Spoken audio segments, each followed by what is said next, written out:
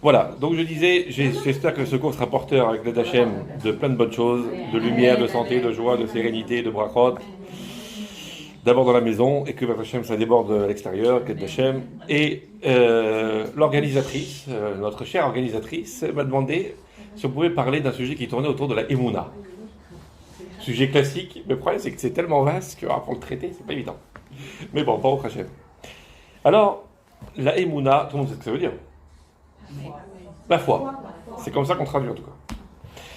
Alors la foi, c'est un mot que l'on comprend souvent de travers. C'est pas de travers dans le sens où c'est une fausse traduction. C'est vrai que la Emouna, ça se traduit par la foi. Mais la Emouna d'un juif, ou en tout cas celle qu'on nous demande dans la Torah, ou celle qu'on est censé avoir, ou qu'on possède au fond de nous, et qu'on est censé développer, c'est pas la foi comme on croit nous, simplement le fait de croire que Dieu existe, ou le fait de croire que Dieu a créé le monde. Ça, c'est pas de la foi. C'est du bon sens. C'est vrai ou non? C'est du bon sens. C'est de la croyance. Alors, si c'est de la croyance, c'est pas que du bon sens, c'est un peu plus, on va voir. Regardez ça, ça a l'air extraordinaire.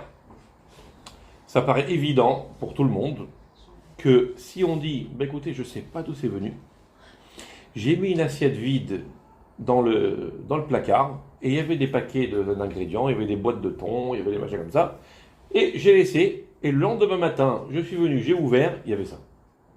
Les boîtes, elles étaient renversées, tout était vide, tout était truc, et je sais pas, il y a eu je sais pas ce qu'il y a eu, ça a secoué, je sais pas ce qu'il y a eu, et ça s'est fait comme par hasard, voilà ce qui est sorti. Vous y croyez pas? Donc le bon sens, c'est de dire que dans le monde dans lequel nous sommes, qui est le monde de la création, rien n'existe sans avoir été créé par quelqu'un. On est d'accord? Donc si ce monde est un monde créé, c'est qu'il a forcément été créé par quelqu'un. Après, il y a une autre dimension qui ne nous appartient pas, c'est la dimension du créateur. Lui, c'est pas une créature, c'est un créateur. Si on dit que Dieu est une créature, Shalom, alors ça veut dire qu'il a été créé par quelqu'un. Et ce quelqu'un devient le créateur. Donc on est obligé à un moment donné de dire qu'existe un créateur qui a tout créé et qui lui n'a pas été créé. Parce que sinon ça devient une créature et Awad el Pasouk, ça recommence au début. Donc dans le monde de la création, on est tous créés. Donc c'est du bon sens que quand on regarde le système, on se dit c'est obligé qu'à un moment donné il y a quelqu'un qui a fait tout ça. C'est le questionnement que Abraham Avinu a eu. Et du fait de ses conclusions, il est arrivé à l'idée de l'existence de Dieu. À l'idée de l'existence de Dieu. Donc l'existence de Dieu, a priori, n'a pas besoin de émouna. C'est quoi la croyance? C'est d'accéder à quelque chose qui nous permet d'arriver à des conclusions lorsque le bon sens ne suffit plus.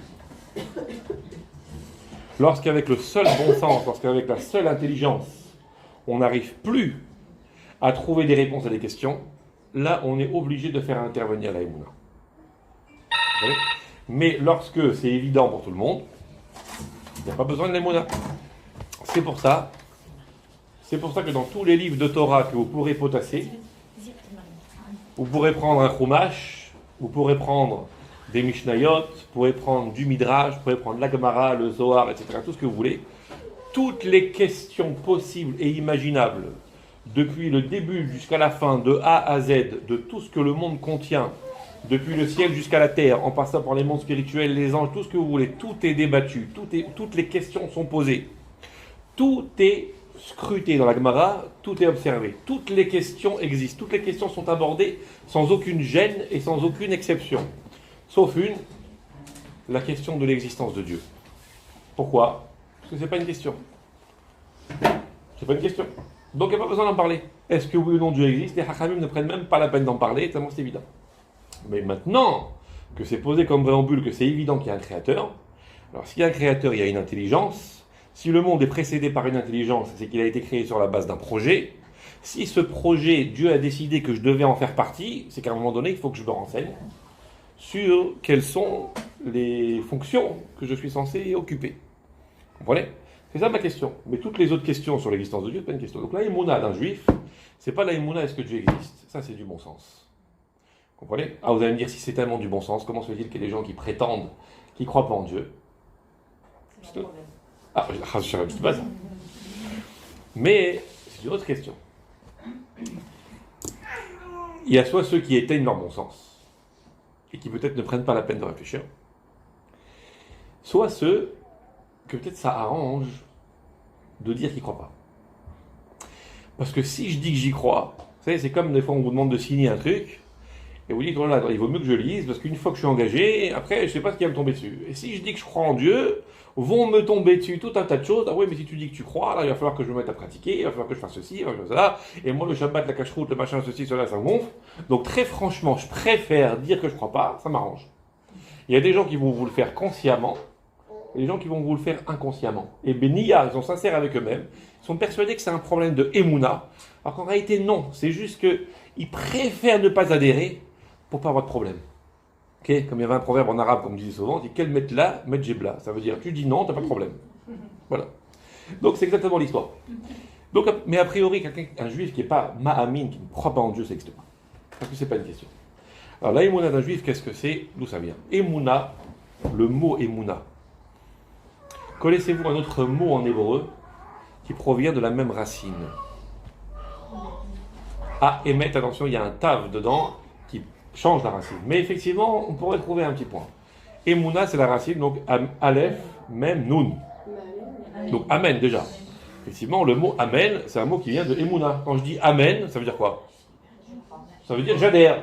Soit je dis Amen, qu'il en soit ainsi, et je crois qu'effectivement, Dieu va faire comme ça.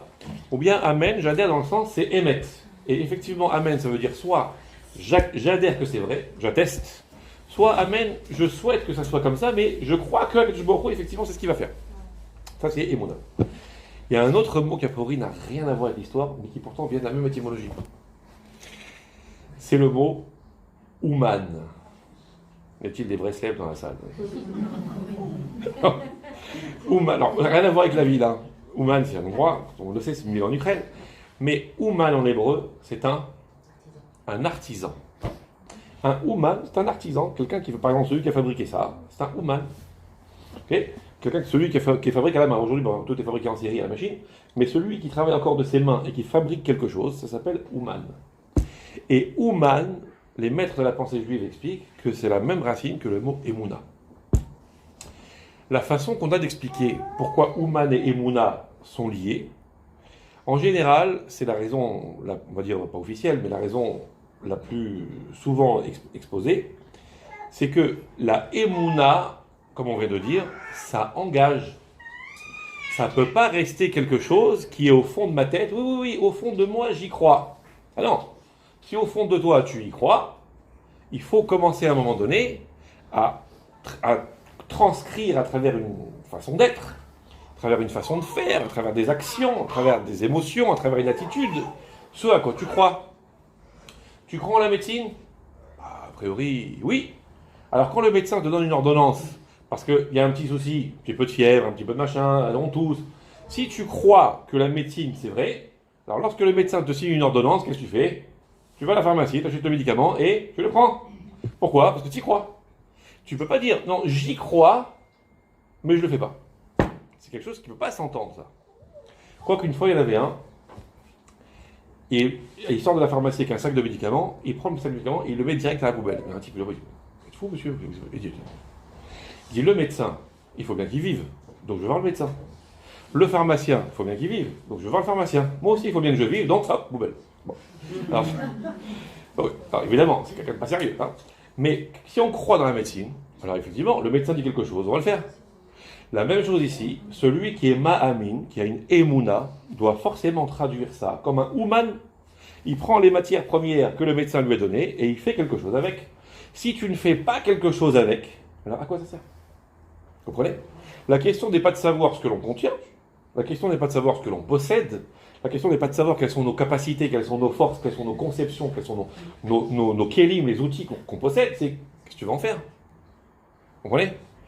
Il y a ce qu'il faut dans l'armoire, il y a ce qu'il faut. J'ai 100 kilos de farine, j'ai du sucre, j'ai de l'huile, j'ai tout ce que je veux. La seule chose, c'est que, voilà, j'attends qu'un gâteau se fasse. Mais non, C'est le tout, c'est pas de savoir ce que tu possèdes, c'est de savoir ce que tu vas en faire. Donc, Emouna, Ouman, tu crois, alors il faut mettre en route le système. C'est comme ça qu'on explique habituellement. Mais on va aller un petit peu autrement. S'il y a des questions, n'hésitez pas à les poser. Emouna Ouman, pourquoi il y a un lien entre Emouna Ouman? Je vais vous expliquer. À travers un épisode de la Torah.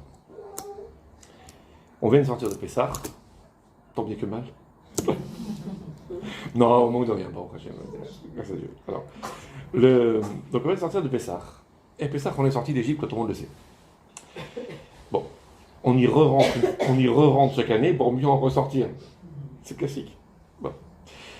Lorsque Moshe Rabbeinu a été envoyé par Akadosh Baruch Hu chez Paro pour aller sortir les Juifs, il est parti la première fois.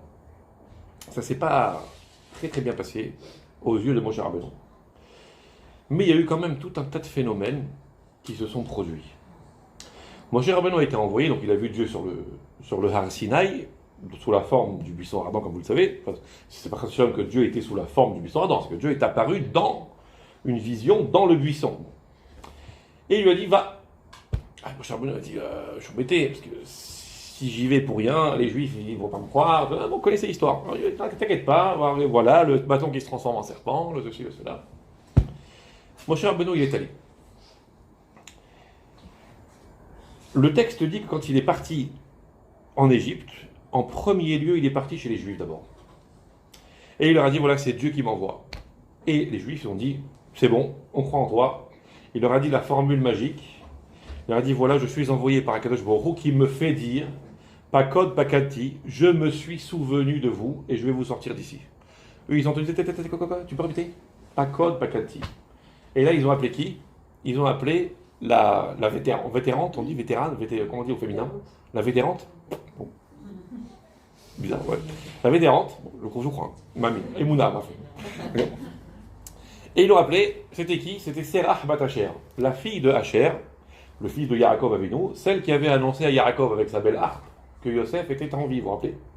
Et Yaakov a été tellement passionné par cette bonne nouvelle qu'il a fait une bracha à sa petite fille et il a souhaité qu'elle ait une longévité exceptionnelle. Bon, elle a eu un peu plus qu'une longévité exceptionnelle, toujours est-il qu'elle était encore vivante. Après donc toutes les générations qui se sont succédées, à l'époque de Moshe Rabbeinu, elle était encore en vie. Et donc ils l'ont appelé, ils l'ont dit, Pakot Pakati, ça te dit quelque chose? Et bien sûr, Yosef avant de mourir, nous a fait savoir qu'un jour un libérateur viendrait et qu'il nous sortirait d'ici, et que pour le reconnaître, il faudrait qu'il emploie cette formule de Pakod Ifkod ou Pakod Pakati. S'il a dit ça, c'est lui. Donc ils ont cru. Très bien. Et ils ont cru en Moshe Rabbeinu, il n'a même pas eu besoin ni de faire les signes, etc. Il les a fait quand même, parce que je lui ai demandé, mais il n'avait même pas eu besoin, ils ont Vaya Amen Ha'am, c'est écrit. Et ensuite, une fois qu'il avait le cachet du peuple juif, il est parti chez Paro. Le Midrash raconte un truc incroyable. Quand il est arrivé chez Paro, c'était le jour de l'anniversaire de Pharaon. Évidemment, tout est calculé, le bon Dieu sait ce qu'il fait. Tout est calculé, c'était le jour de l'anniversaire de Pharaon, et il y avait des rois et des gouvernants du monde entier, comme dans le film, qui sont venus pour souhaiter le bon anniversaire du roi d'Égypte, qui était quand même la plus grande puissance mondiale à l'époque. Donc il y avait tout un tas de gens, des gens importants, etc. Donc il y avait tout un protocole, tout un traloued, il fallait une invitation, comme ça. Moshe Rabbeinu et Aaron, son frère, n'avaient aucune invitation, ils sont rentrés en forçant les barrages. Sauf que les barrages, c'est pas Élysée ici, où les gilets jaunes ils sont à deux doigts d'égorger le président de la République. En Égypte, il y avait une police, une vraie. Vous comprenez? Donc, j'ai rien contre les policiers, les valeureux, ils font ce qu'ils peuvent. Donc, il y avait, je reviens sur ce que je dis, pardon. C'est pas qu'il y avait une police, il y avait un gouvernement là-bas. Pas pareil. Alors, oui, la police, les valeureux, ils sont aux ordres. Si le ministre de l'Intérieur est reculé, recule. Hein. Alors, il n'y a pas de raison que ce soit toujours les mêmes qui... Bon, alors, qu'est-ce que je voulais dire? Donc là-bas, il y avait évidemment une garde rapprochée pour le travail, et il y avait, le texte du Midrash dit, alors, à comprendre littéralement ou pas, mais a priori, pourquoi pas, toujours est-il que c'était un palais énorme dans lequel il y avait 400 portes d'accès pour arriver jusqu'à la salle du trône. Et à chacune des portes, il y avait des gardiens Pas avec des Rottweiler ou des machins comme ça, avec des fauves. Il y avait des lions, des tigres à chacune des portes pour que l'indésirable qui allait rentrer ne puisse même pas faire 2 pas sans être littéralement dévoré. Ok? Donc a priori, sans autorisation, il fallait suffit de faire un signe à la bête ou je sais pas quoi, on la lâche, c'est bon. En tous les sens du terme. Ok? Mon cher Benoît arrive avec son frère et il rentre sans autorisation. Non seulement il rentre, mais toutes les bêtes, des fauves qui étaient dans les portes, viennent les uns derrière les autres et commencent à escorter Moshe et Aaron jusqu'à ce qu'ils arrivent devant Paro. Et là, tout le monde est estomaqué, c'est qui ces deux-là, d'où ils sont venus, d'où ils sortent, et qu'est-ce qui se passe, c'est quoi ce phénomène incroyable? Donc tout le monde était subjugué. Les Juifs, forcément, ils ont entendu parler de ça. Alors il y a un commentaire, et je vous passe encore d'autres miracles qu'il y a eu entre-temps, de ce que Moshe Rabbeinu a fait à Paro, qui s'est quand même entêté finalement, comme vous le savez, mais toujours dit qu'il y a eu tout un tas de miracles qui ont montré que Moshe et Aaron, c'était pas n'importe qui, et qu'il y avait lieu de leur donner une certaine considération. Alors il y a un commentaire sur le Midrash qui pose la question tout simplement et qui dit attends, une seconde. Moshe Rabbeinu, il a fait une erreur stratégique dans l'histoire. Qu'est-ce qu'il a fait? D'abord, il est parti chez les Juifs. Et ensuite, il est parti chez Pharaon. Mais lui, Moshe Rabbeinu, il savait très bien, parce que c'est Dieu qui l'envoie. Il savait très bien comment ça allait se passer chez Pharaon. Il savait très bien les miracles qu'il allait y avoir. Il savait très bien que toutes ces choses-là, les tigres, les fauves, les trucs, il savait très bien que Kadosh Baruch Hu allait l'assister. Donc il savait forcément qu'il allait y avoir autour de la visite de Moshe chez Pharaon tout un tas de choses qui allaient encore plus et davantage monter la puissance de Dieu aux yeux du monde. Okay? Tous les rois du monde ont vu des choses que Moshe Rabbeinu a faites, que Moshe Rabbeinu a vécues. Donc forcément, il y aurait eu une émulation au niveau du miracle qui arriverait aux oreilles des Juifs. Moshe Rabbeinu, tu avais peur que les Juifs ne croient pas en toi, tu aurais dû d'abord aller chez Pharaon, faire tous les miracles en question, et quand les Juifs auraient entendu parler de ces miracles, ils auraient dit « Waouh, Moshe Rabbeinu, on y croit !» Pourquoi d'abord il est allé chez les Juifs? C'est idiot comme raisonnement. D'abord il va chez les Juifs, peut-être qu'ils ne vont pas croire en lui, lui il avait la trouille que les Juifs ne croient pas en lui. Si les Juifs ne croient pas en lui, la mission est finie, ça y est, c'est capoté, c'est mort. Il aurait dû d'abord aller chez Pharaon, et devant l'extraordinaire miracle, les Juifs, c'est sûr qu'ils auraient cru. Puisque tu avais peur qu'ils ne croient pas, fais d'abord ça, et ensuite ça. Pourquoi d'abord tu es parti chez les Juifs? Et le commentaire en question, il répond, il dit c'est très simple. Il est parti d'abord chez les Juifs, et ensuite les Juifs ont cru, parce que c'est la émouna des Juifs qui a permis à ce miracle d'arriver. C'est pas que genre, ils auraient vu le miracle, et donc ils auraient cru. C'est parce qu'ils ont cru que les miracles ont pu avoir lieu. S'ils avaient dit, bah, Moshe Rabbeinu est tombé, on ne croit pas en toi, ils seraient partis chez Paro, peut-être qu'ils se seraient fait dévorer par un lion. Ou en tout cas, coursés. Parce que Moshe Rabbeinu, il mesurait 5 mètres. Donc je pense qu'il avait de quoi semer un lion rien qu'en courant. Il était très costaud en plus, bon, Rachel. Ça, par contre, je pense que c'est à prendre au pied de la lettre, 5 mètres. Alors, pas mal, 2 étages. Alors, et Paro, lui, il mesurait 80 cm, 1 mètre. Lui. Il aurait pu l'écraser sous son talon. Mais Dieu, il a dit non, tu respectes. Okay. Voilà. On s'est inspiré de ça pour faire la politique israélienne. Vous voyez, on peut les écraser d'un talon, mais non, Dieu, il a dit tu respectes, c'est la guerre de la fin des temps. C'est le Mashiach qui doit régler ça, ok? D'accord. Mais des fois, on se dit, quand même. Voilà. Donc, c'est grâce à la Emouna des Juifs. Et là, on comprend pourquoi Emouna, c'est la même racine que Ouman. Pas seulement, comme on a dit au début, que celui qui a la Emouna, alors à un moment donné, il faut qu'il se mette à travailler. Parce que tu peux pas dire, j'adhère, je crois, je suis d'accord, allez, bonne nuit, à demain. Non, tu adhères, tu es d'accord, alors au boulot. Le contraire aussi est vrai. C'est parce que tu es Ouman, toi tu as la Emouna, ta Emouna, c'est elle qui va fabriquer le destin d'Israël. C'est ta Emouna qui va faire que Akadosh Baruch Hu, oui ou non, il va intervenir dans ta vie ou pas. C'est ça la Emouna d'un juif. La Emouna d'un juif, c'est pas est-ce que je crois en Dieu. c'est de comprendre que ma émouna va déterminer le système. C'est moi qui ai les clés. Ouman, c'est toi l'artisan de la vie. C'est toi l'artisan du projet. Tu décides, est-ce que Kadosh Baruch Hu intervient ou pas? Est-ce que l'histoire se poursuit dans ce sens ou est-ce que l'histoire se poursuit dans ce sens? Voilà les clés. C'est ça la émouna. De comprendre que Kadosh Baruch Hu, il est dans chaque chose. Dans chaque chose. C'est-à-dire dans chaque élément de la vie, dans chaque millimètre carré d'espace qu'on occupe, dans chaque seconde qui fait notre existence, dans tout, je vous dans tout. Et il est tellement gentil qu'il nous a donné un double des clés. On dit voilà, écoute, on est associés, là où tu vas, je te suis. Ça c'est Ouman, Emouna. Vous comprenez? Alors où tu vas l'année prochaine? Ouman. Voilà. Non mais sérieux. Voilà pourquoi Emouna c'est Ouman. Vaya Amenaram, le peuple a cru. Je vous reconnais ici, le peuple a cru, je viens. Alors attention, Kadosh Baruch Hu, croyez-moi, il a autre chose à faire que de jouer les vedettes en attendant qu'on lui fasse un rappel du style si on m'appelle, je viens, si on m'appelle pas, je viens pas. Et soit je suis sûr d'avoir de remplir la salle, et dans ce cas-là, je veux bien venir, soit si je ne remplis pas la salle, je ne viens pas, je ne me déplace pas pour rien. C'est pas ça la logique de Dieu. La logique de Dieu, c'est que de toute façon, le projet divin il est très simple. À la fin, Kadosh Baruch Hu va se révéler au monde. Mais Dieu est tellement gentil que la révélation de Dieu dans le monde, il veut qu'elle se passe à travers son associé, c'est-à-dire son enfant, c'est-à-dire nous. On va expliquer, mes attachés. Ça va jusque-là? Donc, Emouna égale la fabrication de notre système. La Emouna, on vient de le dire, c'est la conscience qu'Akadosh Baruch Hu est là, dans tout, intervient dans tout. C'est plus que la seule croyance dans l'existence de Dieu. Encore une fois, la Emouna du style « je crois en Dieu », c'est la Emouna du goy, ça. Alors, je ne vais pas dévaloriser l'égoïsme, ça c'est le problème. Mais c'est la Emouna basique. Même un enfant de 3 ans, il sait que Dieu existe. Parce qu'encore une fois, Hachem est ici, Hachem est là, Hachem est partout à la fois. Et qu'encore une fois, ces gâteaux-là, donc enfin, on va dire gâteau, c'est plus simple, ces gâteaux-là ne sont pas fabriqués tout seuls. C'est pas shoot.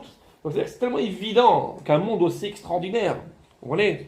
Chaque fois qu'on dit un monde aussi parfait, on dit mais le monde n'est pas parfait. Le monde n'est pas parfait à cause de qui? Le monde, si on avait laissé le bon Dieu faire ce qu'il voulait, et si on avait fait ce que Dieu voulait, il serait parfait le monde. Mais moi je peux vous dire, en 2480, on est combien là? 2019, en 2494, le 17 juillet, on est capable de vous dire à quelle heure, à la seconde près, le soleil va se lever. Et à quelle heure le soleil va se coucher. Shabbat dernier, c'était Shabbat Mevachim, on a annoncé au Chelek. Un Chelek, c'est 1 sur 1080, donc 1 1080e d'heure. C'est pas mal quand même. C'est presque à la seconde près. À 1 1080e d'heure, on est capable d'annoncer à quelle heure exactement la nouvelle lune va apparaître. Alors, on ne la voit pas, hein. Il faut un télescope pour la voir. Parce qu'on parlait du Ramadan, chaque année, c'est la bagarre. Vous écoutez les infos? En Arabie Saoudite, ils disent ça commence quand, ça commence ça, ils ne savent pas c'est quoi la nouvelle lune. Mais Baba, ne te demande plus, demande-nous. À la seconde près, je vous dis. À la seconde près. Tu veux savoir c'est quoi la nouvelle lune? Il n'y a pas de problème, tu regardes le calendrier. Et Bémet, il y a des Arabes que je connais, eux ils ne se prennent pas la tête. Ni ils écoutent les infos, ni ils écoutent l'Arabie Saoudite, ils prennent un calendrier juif. Ils disent de Rosh Chodesh, le jour du mois juif, c'est aujourd'hui, on commence le Ramadan aujourd'hui. Ils nous font confiance. Vous voyez? J'avoue. Comment c'est ça donc? Ils ont un calendrier lunaire aussi. Ils ont un calendrier lunaire. Et c'est ça le problème, c'est que nous calculent. Eux, ils attendent que. Ok. Alors attention. Oui, parce qu'ils attendent de voir. Mais nous aussi, à l'époque, les Havdis, à l'époque du Beth Amikdash, on attendait de voir la lune, que les témoins rapportent ce qu'ils avaient vu, pour entériner le Rosh Chodesh. Mais même lorsqu'on le faisait à la vision, les Hachamim de l'époque, Rabban Gamliel, 2000 ans, hein, il y a 2000 ans, il avait dans son bureau, il avait une espèce de planisphère comme ça, de planisphère du cosmos, hein, comment ça s'appelle là. Quand on voit la géode, pas la géode, oui, quand on voit la Villette, là, comment ça s'appelle? Le planétarium, là, il avait une espèce de planétarium sur papier, et il savait exactement la rotation des étoiles, des astres, machin, etc. Et quand il y avait un témoin qui disait ouais, j'ai vu la lune hier soir, elle était comme ça, il lui dit arrête ton mytho, elle ne pouvait pas être comme ça, elle était comme ça. Donc il savait très bien. Donc ça veut dire qu'il y avait les Hachamim, ils étaient hors pair. Donc ça veut dire que le monde, il est hyper régulier. Vous comprenez? On ne se rappelle pas ce qu'on a mangé il y a 2 jours. et on peut prévoir 200 ans, 300 ans, 5000 ans à l'avance à quelle heure le soleil va se lever. Un monde comme ça, s'il fait tout seul, par hasard, là, ça arrête les bêtises, c'est pas possible. Donc ça, c'est pas ça la Emouna. Trop facile. La Emouna, c'est de croire qu'Akadosh Baruch Hu, il est dans tout. Vous voyez, et Ouman, et de croire que notre Emouna, c'est elle qui fabrique le système. Là, on va continuer un petit peu. Akadosh Baruch Hu est apparu dans le monde, enfin, est apparu en contact direct avec le monde, on va dire, à trois... Ah, non, je vais refaire ma phrase, pas est apparu. L'apparition de Dieu dans le monde est sur la base de trois périodes. À quel moment la première fois que Akadosh Baruch Hu est apparu en contact direct avec le monde? Voilà, quand il a créé le monde. Création du monde. Une création justifie un créateur, et c'est difficile de fabriquer, on revient toujours au gâteau, décidément. De toute façon, quand on est juif, la religion juive, c'est très simple. Soit on mange, soit on paye. Donc, On paye pour manger. donc c'est facile, tout vers le gâteau. On paye. On paye, oui. Non. Ah oui, bon, cachet, ça tue. Le judaïsme, c'est gratuit. Et après, les autres, ils disent qu'on est radin. Punaise. On n'arrête pas d'arrêter. Non, mais franchement. Alors, qu'est-ce que je voulais dire? Donc voilà, donc, si à un moment donné, je veux fabriquer ces gâteaux, je suis obligé de rentrer en contact avec. Même si je suis très délicat et que je ne supporte pas le contact, obligé, abandonner, de loin. La Wi-Fi n'existe pas encore pour la cuisine. Quoique, le cookéo, tac tac, le téléphone, ça fait tout seul. Ah, c'est ordinaire ça. Bon, je vais m'arranger pour que les maris vous les offrent. Si c'est pas déjà fait. Bon, voilà. Non. C'est ce que je veux dire. Donc, il n'y a pas de Wi-Fi pour fabriquer les gâteaux, tu es obligé de mettre ta main dedans. Donc, Akadosh Baruch Hu, quand il a créé le monde, il est intervenu en contact direct avec le monde. Ça, voilà. La deuxième fois que Dieu est rentré en contact direct avec le monde. Bien. Le 9-4 en force.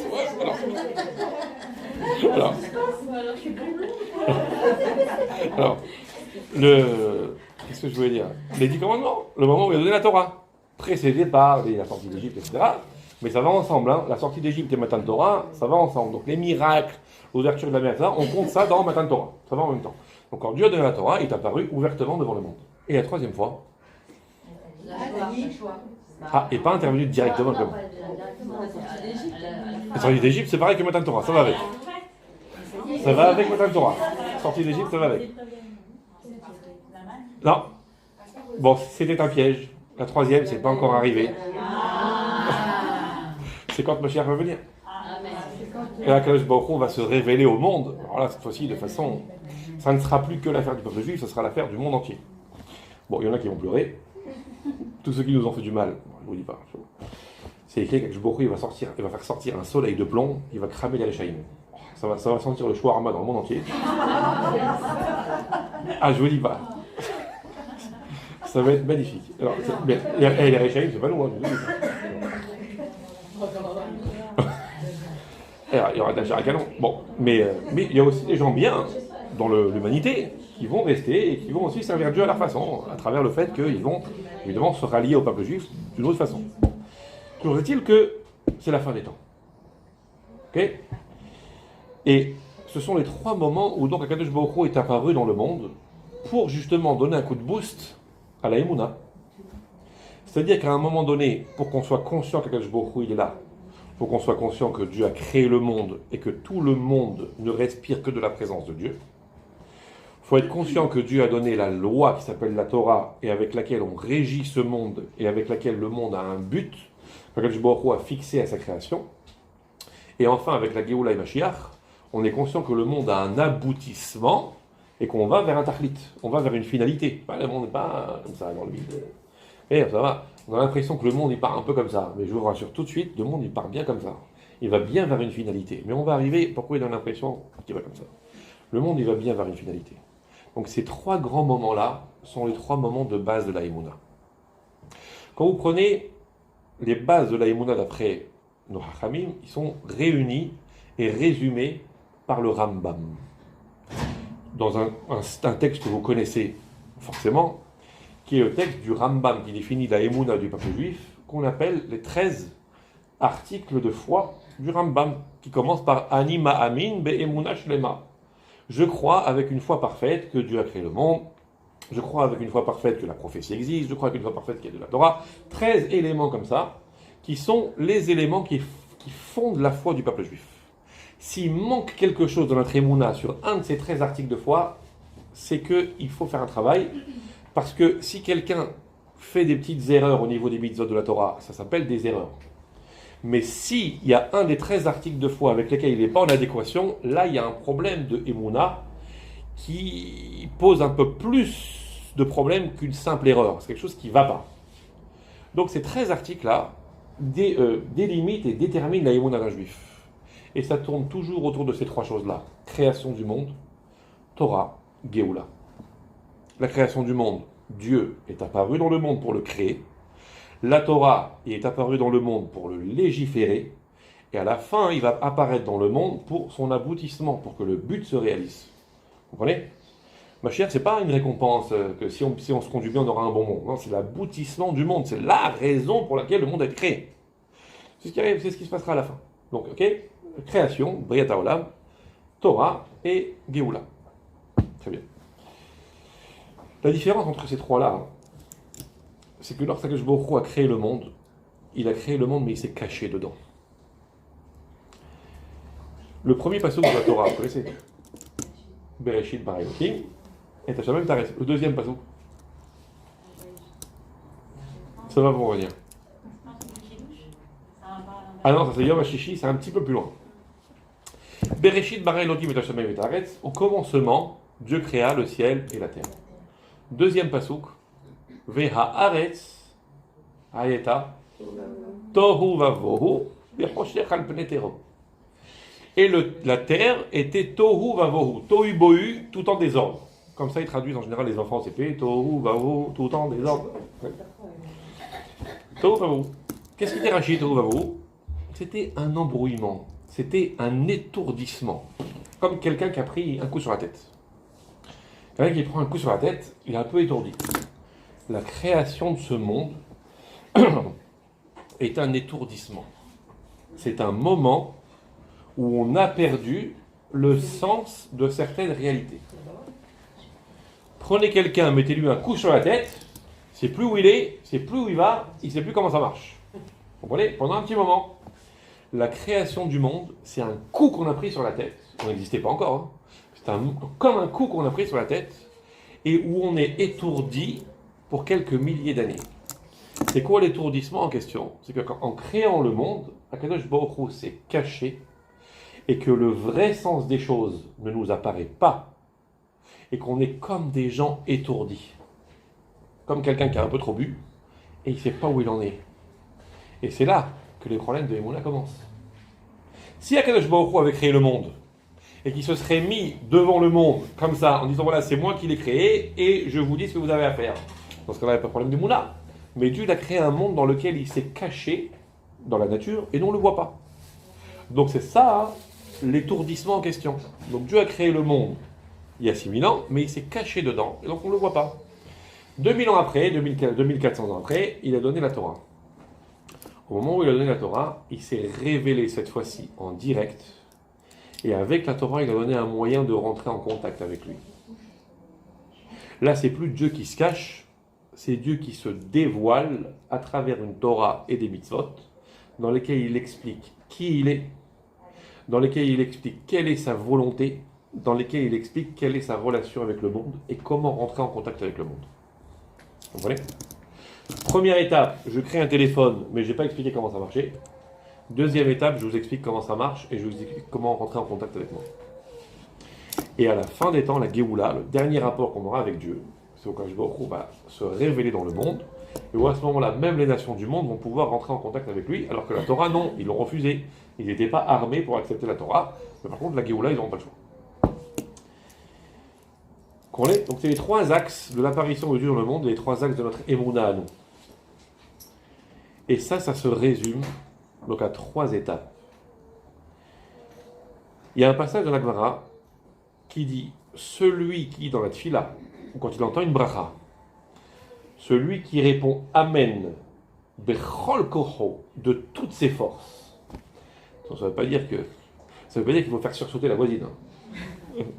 Quoique, pas grave. Alors, celui qui répond Amen de toutes ses forces, ça veut dire avec toute sa conviction, avec toute sa kavana. En particulier au Kaddish. Celui qui entend le Kaddish et qui répond, vous savez, Amen Yehe Sheme Rabba. Celui qui répond Amen Bechol Kocho, de toutes ses forces, Potrin Lo Sha'are Gan Eden. On lui ouvre les portes du Gan Eden. Pas pour qu'il y aille tout de suite, je vais tout de suite. Okay. On lui ouvre les portes du Gan Eden. Et les Hachamim disent, oui, d'ailleurs, Amen, c'est les Rachetevot, comme on appelle en hébreu, ça veut dire que c'est l'acrostiche, là, comme un sigle. Aleph, Mem, Nun, enfin, dans ce sens-là pour vous. Aleph, Mem, Nun, c'est les Rachetevot, les initiales de El Melech Neeman. Aleph, Mem, Nun, El Melech Neeman, qui veut dire le Dieu, roi, fidèle. Ça veut dire celui qui est digne de crédit et qui payera ce qu'il nous doit. Ok? Ça marche là? C'est quoi cette histoire? C'est quoi El Melech Neeman? Dieu, roi, fidèle. Fidèle, ça veut dire encore une fois crédible, digne de crédit. Et si vous avez besoin de crédit, il est là. Ok? C'est quoi cette histoire? Quand on dit que Dieu, il est Aleph Lamed, El, on traduit par Dieu. Les Chachamim, en particulier la pensée juive, un peu Kabbalah comme ça, ils expliquent que Kadosh Baruch Hu, il a plusieurs noms. Et que les noms de Dieu déterminent, on va dire, comme une espèce d'attitude qu'il emprunte pour rentrer en contact avec le monde. Comme vous, quand vous rentrez en contact avec le monde, avec votre monde à vous, avec votre mari, avec vos enfants, avec les gens à l'extérieur, avec vos amis, vous rentrez en contact avec le monde extérieur. Vous pouvez rentrer en contact avec le monde de différentes façons. Il y a des fois où les enfants justifient qu'on rentre en contact avec eux de façon bienveillante, avec un grand sourire, des encouragements, des compliments. Puis il y a des fois où ils justifient qu'on rentre en contact avec eux avec des yeux pas contents. Ok? Puis il y a des fois où ils justifient qu'on rentre en contact avec eux avec des yeux déçus. Puis il y a des fois au contraire où ils justifient qu'on rentre en contact avec eux avec derrière on est là, ouais, coaching, ouais. Donc vous voyez bien que en une journée, on a pu rentrer en contact avec la même personne de 4, 5, 6 façons différentes. Dieu, la même chose. Hakadosh Baruch Hu peut rentrer en contact avec le monde, soit par la bonté, soit par la rigueur, soit par la miséricorde, soit par au contraire le fait de nous pousser en avant, soit au contraire le fait de prendre du recul par rapport à nous, plein de choses. Chaque fois, c'est déterminé par un nom différent. C'est pour ça que Dieu a plusieurs noms. Il s'appelle Elohim, il s'appelle Hachem, il s'appelle Adon, il s'appelle Yod Kevav, qui est le nom qu'on a le droit de dire, et il s'appelle aussi parfois Aleph Lamed El.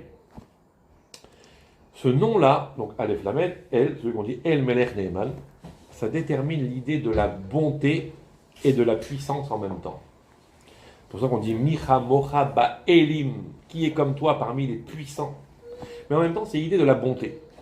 L'idée de la bonté dans la puissance, c'est quand quelqu'un fait des choses extraordinaires, pas pour lui, pour les autres. Dans ce monde-là, ça s'appelle une mère juive. Je vais tout de suite. Je ne suis pas là pour vous balancer des fleurs, hein, mais ça s'appelle une mère juive. Quelqu'un qui fait toujours le meilleur pour les autres, ça s'appelle une mère juive. Bon, ça s'appelle une mère, allez, on va gentil avec les autres aussi. Okay. Et chez nous, notre mère juive, les Havdil, c'est celui qui fait tout pour les autres. Quand Dieu a créé le monde, il a créé le monde, pas pour lui. Lui, Akash Baruch Hu, il est infini, il est tout puissant, il n'a rien à gagner de personne. Il a créé le monde pour nous, donc dans un acte de bonté. Mais en même temps, dans un acte de force, puisqu'il a créé le monde avec puissance, pour nous amener à ça. Ça, c'est El. El Melech. C'est quoi Melech? C'est le roi. Le roi, qu'est-ce qu'il fait, lui? Le roi, c'est le pouvoir exécutif. C'est le pouvoir législatif qui est en dessous, à qui il donne des ordres. Le roi, c'est la loi. Quand est venu le moment de Torah, de donner la Torah, Dieu il est apparu non plus comme El, le Dieu puissant, créateur, bienfaiteur, mais comme le Dieu rigoureux qui impose la loi. Melech. El Melech. Et Neeman, celui qui est digne de crédit. Neeman, ça vient de la racine Emuna, Neeman, le Nun, c'est la forme passive. C'est celui en qui on peut avoir de la Emuna, lui-même il est crédible. Vous voyez? Neeman, ça c'est pour la fin des temps.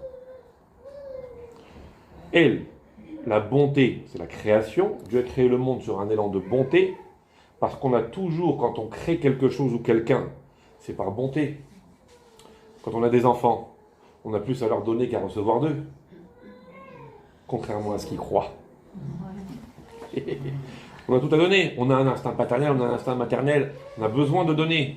Alors, comprenez-moi bien, c'est une image que le Midrash donne. Ne croyez pas que je suis offensant vis-à-vis de qui que ce soit ou de quoi que ce soit. C'est écrit dans la Gemara, plus encore que le veau a besoin de prendre le lait de sa mère, la vache a besoin de donner son lait. Donc de la même façon, tout père, toute mère, plus encore que l'enfant a besoin de recevoir, la maman, le papa ont besoin de donner, c'est comme ça. Et Akadosh Baruch Hu joue ce jeu-là, où lui aussi il a tout à donner, donc il nous a créé pour nous donner. Donc elle, la notion de bonté à la création, il nous a créé pour nous donner. Mais donner gratuit, ça fait des enfants en danger. De tout donner, tout donner, tout donner, tout donner sans imposer une règle, de tout donner sans imposer que l'enfant il doit mériter ce qu'il reçoit, sans imposer des lois, des principes, des bases, un cadre. Et rien que tu donnes, l'enfant gâté pourri, à la fin, il est en danger. Alors les parents, je ne dis pas, mais l'enfant, lui, il est en danger. Un enfant gâté, un enfant roi, un enfant ceci, un enfant cela, un enfant qui se croit tout permis. Vous voyez, le premier contact qu'il va avoir avec la vie, la vraie, la société, il va prendre que des raclés, il est en danger. Donc il faut lui apprendre que la vie, ça se mérite, que ce qu'on lui donne, ça se mérite. Donc Akadosh Baruch Hu nous a donné le monde, il nous a laissé des enfants pendant 2000 ans, à un moment donné, il a dit, ça y est, il y a une règle. Maintenant, il y a des règles, il faut mériter. Vous voyez, comme l'enfant, on le laisse prendre 2-3 ans, il fait un peu ce qu'il veut, bien que des fois quand même on lui dit non, parce qu'il y a des choses quand même qu'il faut qu'il apprenne très jeune, mais à un moment donné, on lui impose que ça y est, t'es grandi, il faut que tu comprennes que ça on fait pas, ça on fait pas, ça on fait pas, là on dit ceci, là on dit pas cela, etc. Très bien, donc Akadosh Baruch Hu, il devient Melech, celui qui impose la règle, ça c'est Torah, pour faire de nous des gens bien. Vous voyez, il n'y a pas qu'à Bayonne qu'il y a des gens bons, c'est aussi. Alors, vous voyez, donc, et enfin, Akadosh Baruch Hu, il est Neeman. Troisième étape, Dieu il est Neeman, il est crédible. À la fin des temps, Dieu tiendra ses promesses. Dieu il a promis que la Géoula viendrait, et il a promis que ceci, que cela, et donc Dieu tiendra ses promesses, ça c'est Neeman. Donc Amen, c'est El Melech Neeman. Conscient que Dieu il a créé le monde, conscient que Dieu a donné la Torah, et conscient que Dieu à la fin, il tiendra sa parole et il nous enverra le Mashiach. Vous comprenez? Donc celui qui dit Amen Bechol Kocho, celui qui dit Amen de toutes ses forces, c'est celui qui adhère à l'idée que Akadosh Baruch Hu, il est partout dans toute la parenthèse de ce monde, depuis le début jusqu'à la fin. Et on lui ouvre les portes du Gan Eden. Pourquoi? Parce que le Gan Eden, c'est justement le lieu où tout est ouvert. Ici, c'est le lieu, on va y arriver, des questions.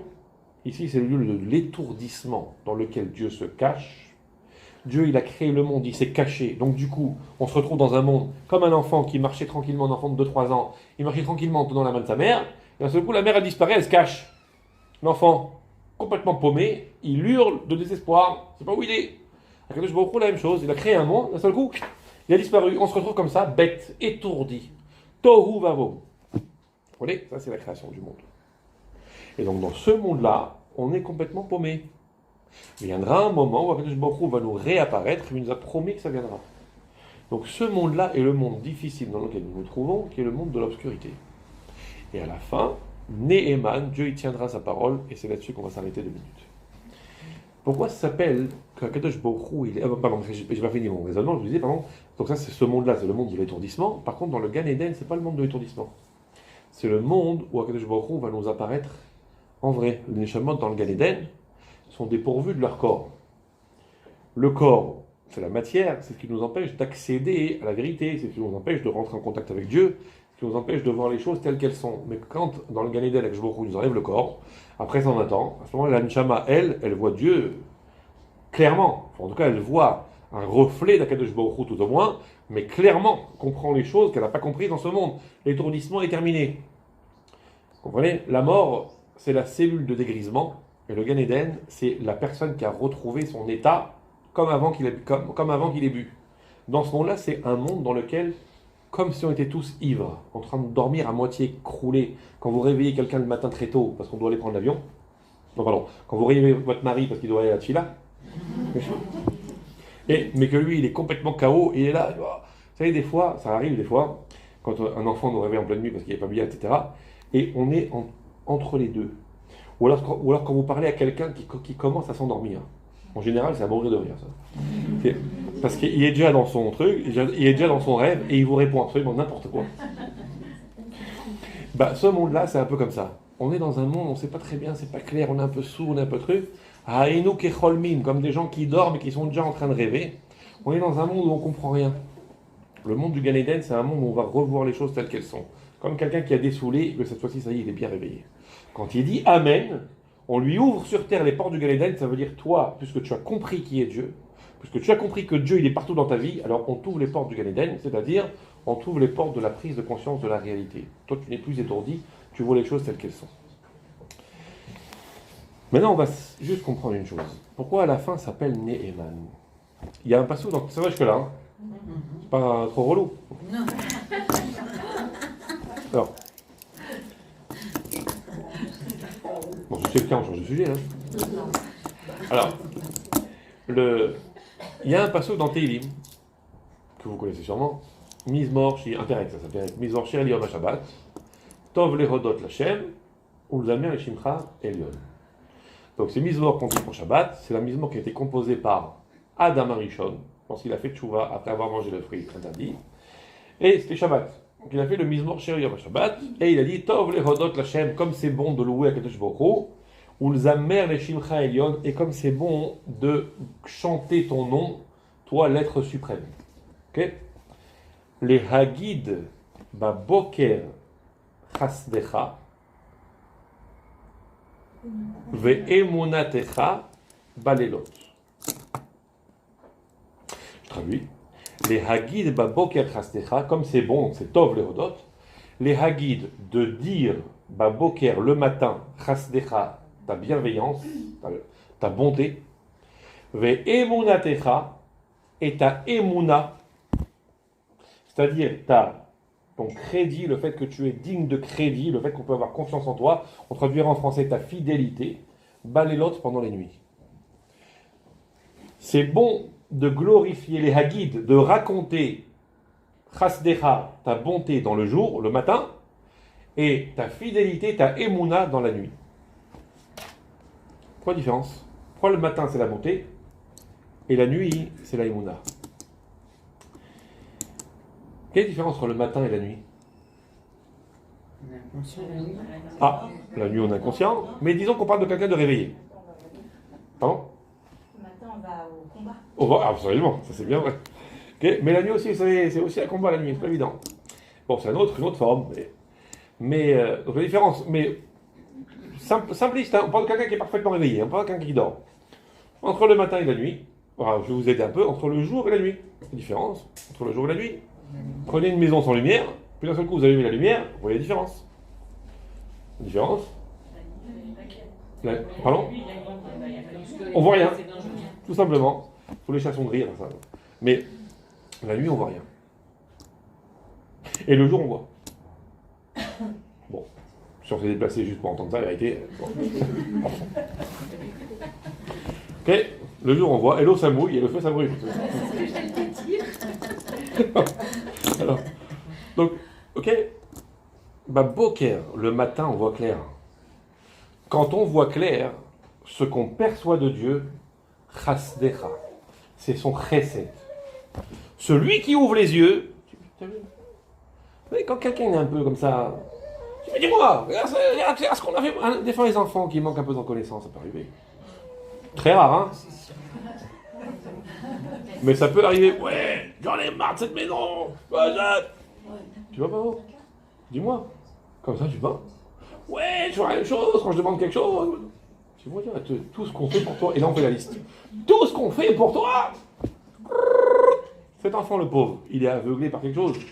Il est aveuglé parce qu'il a faim. Il est aveuglé parce qu'il est fatigué. Il est aveuglé parce que de temps en temps, il faut lui mettre une petite raclée ou deux pour le réveiller. Bon, ça peut arriver. Ils vendent des battes de baseball, les gâteaux, on fait même des trucs.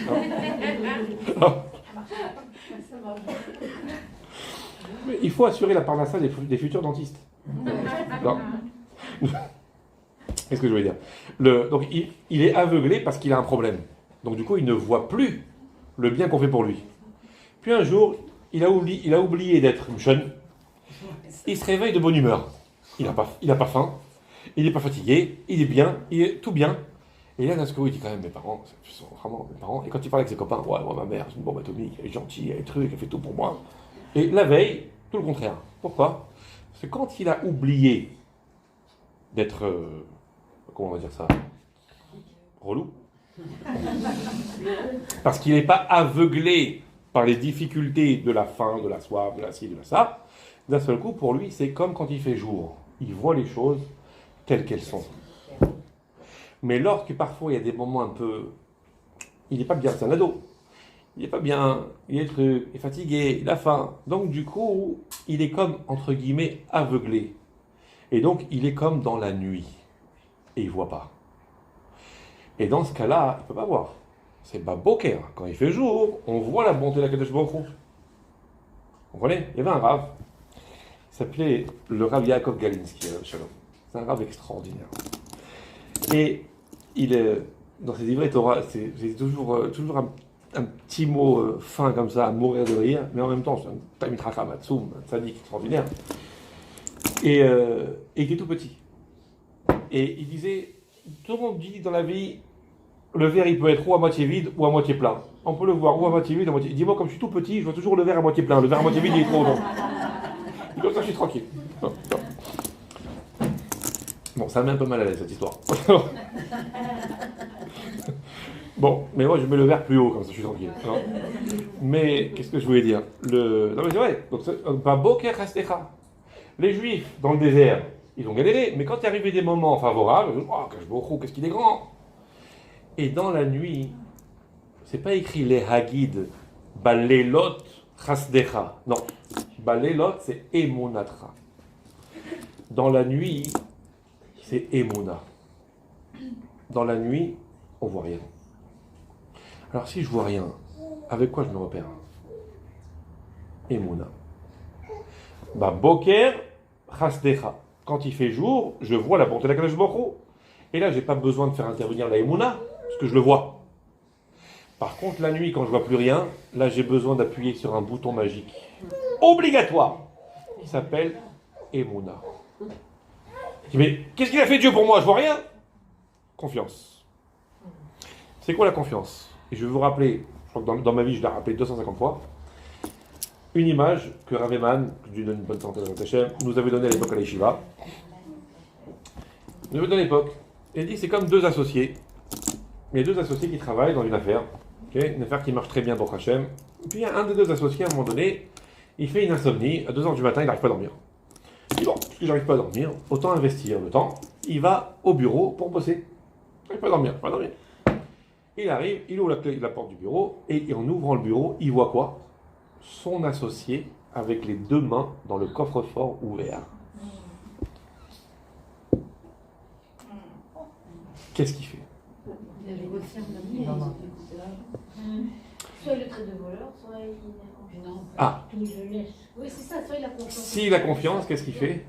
Il referme la porte. Il ferme la porte, il dit rien. Il dit, mais non, je connais très bien. Enfin, non, pas je connais très bien, j'ai confiance. Pourquoi à ce moment-là, il a besoin de dire j'ai confiance? Bah, il perd pied autrement. Il dit que c'est un voleur, son associé. Ah. Pourquoi jusque-là, il n'a pas eu besoin de dire j'ai confiance en lui? Parce qu'il n'a jamais été pris la main dans le sac. C'est-à-dire que jusqu'à maintenant, il n'a eu que de sa part des gages de bonne conduite. Quand quelqu'un ne donne que des gages de bonne conduite, tu n'as pas besoin d'avoir confiance en lui, puisqu'il y a des preuves écrites de qui il est. Il a des trucs, il a des A partout. Ah, non, tu n'as pas besoin d'avoir confiance en lui. Tu n'as pas confiance en lui, tu as des preuves que c'est quelqu'un de bien. Le problème de la confiance commence à se poser lorsque tout porte à croire que c'est une pourriture. Lorsque tout porte à croire que c'est une pourriture, lorsque la nuit tombe sur sa conduite, et que là c'est plus très clair, à ce moment-là commence le problème de la confiance. Et donc dit, ah, j'ai toutes les raisons de croire que c'est un bandit, mais j'ai confiance. La confiance commence quand la lumière s'éteint. Vous voyez, le temps qui fait jour, c'est pas besoin d'avoir confiance, tout est là. Vous voyez. Mais une fois que c'est plus très clair, une fois que c'est un peu trouble, une fois qu'on rentre dans des périodes de trous d'air, à ce moment-là, la confiance commence. C'est ça, la Emouna. C'est pour ça que Neheman, c'est à la fin. Quand Dieu il a créé le monde, on n'a pas besoin de confiance. On voit que Dieu a créé le monde, c'est une évidence que la création du monde, ça provient du bon Dieu. Et c'est évident que pour avoir créé un monde aussi incroyable, il fallait que le bon Dieu soit bon. C'est évident. Que Dieu a donné la Torah, non seulement c'est évident, mais il ne peut pas y avoir de création du monde intelligente sans une loi. Aujourd'hui, Baruch Hashem, on a passé l'époque des jouets en bois quand on était aux enfants. Pardon. J'ai dit Baruch Hashem, parce que c'est sûr qu'on a avancé dans le temps, mais je pense que les jouets en bois, c'est mieux que de les occuper en leur filant un téléphone. Je dis tout de suite, c'est une bonne question, je suis d'accord. Hein. Sur le papier, on est d'accord. Après, dans la vraie vie, on gère. Après, on balance le téléphone. Mais en tout cas, je veux dire, Baruch Hashem, aujourd'hui, Baruch nous a gratifié pour pallier à nos difficultés. C'est-à-dire que les goïms, les pauvres, ils croient que le monde évolue, que l'homme évolue, et c'est pour ça qu'aujourd'hui, on a des découvertes scientifiques. Avant, on était des teubés, et maintenant, on est des grands hachamim. Regarde, on a découvert la bombe atomique, on a découvert le téléphone portable, on a découvert l'ordinateur, l'Internet. Avant, on était des idiots. On avait un peu de mal déjà avec la voiture qu'il fallait démarrer comme ça. Vous voyez, et maintenant, on n'a même plus besoin de démarrer. Tu approches de la voiture, elle te reconnaît. Tu vois, avec ton truc. Magnifique. Okay, tu lui dis, comment il s'appelle, Bixby. Comment il s'appelle dans l'iPhone déjà Siri, voilà. Siri, iPhone c'est Bixby. Ah bah tiens, il s'est allumé. Samsung Bixby, voilà. Et il fait ce que tu lui demandes. Magnifique. Sauf que, je l'ai redit une deuxième fois, il s'est rallumé. Donc. Comment qu'on appelle Sauf que plus l'appareil est perfectionné, plus ça justifie que quand on te le livre, on va le livrer avec un mode d'emploi, évident. Les petits jouets en bois là, il n'y a pas très longtemps, je ne vous raconte pas bien en même temps, j'ai acheté un petit truc, tu sais, les trains en bois d'Ikea là, magnifique. C'est un top. Ok, train en bois d'Ikea, il n'y a aucun manuel dedans. Pourquoi ? Parce qu'il n'y a pas besoin d'être. Tu comprends comment ça marche, c'est évident. Okay. Par contre, si tu achètes un jouet électronique un peu compliqué à l'ordinateur ou quoi, un manuel. Bon, il y a de moins en moins de manuels maintenant. Il y a écrit, si vous voulez un manuel, allez à l'adresse.com Intel. Donc maintenant, même ça, même le manuel, il faut savoir allumer l'ordinateur pour aller chercher le manuel. Alors, bref, je vous dis que donc, plus le système est complexe, plus il y a un manuel. Il ne peut pas y avoir de création intelligente et complexe sans un mode d'emploi. Donc si Dieu a créé le monde, c'est évident qu'à un moment donné, il a donné le mode d'emploi. Donc Dieu a donné la Torah. Après, il y a des gens qui vont dire, qui me prouvent que c'est ça. Ok, ça c'est des questions auxquelles on peut répondre, mais en tout cas, ce qui est certain, c'est que c'est sûr que Dieu, il a donné à un moment donné des instructions.